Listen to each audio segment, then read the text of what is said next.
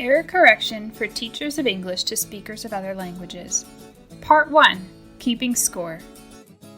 Ava teaches English to speakers of other languages. Lately, she's been confused about how to decide when to correct their language errors.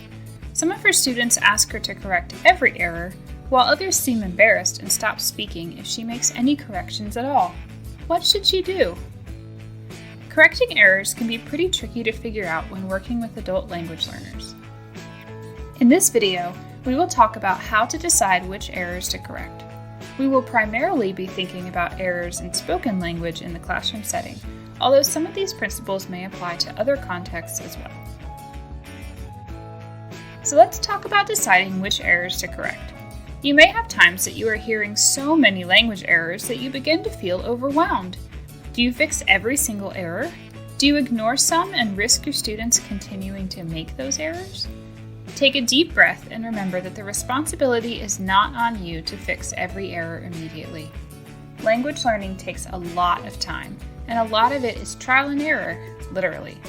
Language learners can only focus on a few areas at a time, so it's better to choose a few areas of focus and help our students improve there, than to try to address every error, leaving both you and your students feeling frustrated and overwhelmed.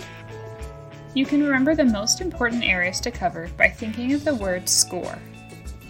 S stands for stigmatizing.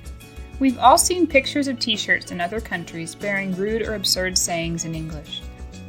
If you saw someone wearing one of those t-shirts in the US, or worse, if someone spoke with those words, it would probably be pretty offensive or just ridiculous to other English speakers.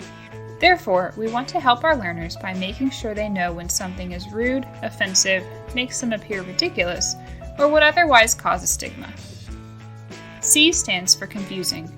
If a student says something and you really don't know what he or she said, the communication hasn't happened because the meaning was lost.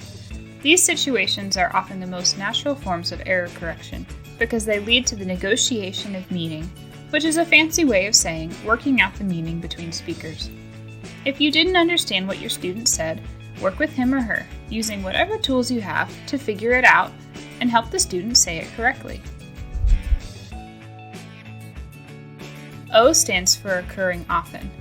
If you notice that a student is making the same error over and over again, it's time to address it. We will talk more in the next video about how to address errors without embarrassing our students.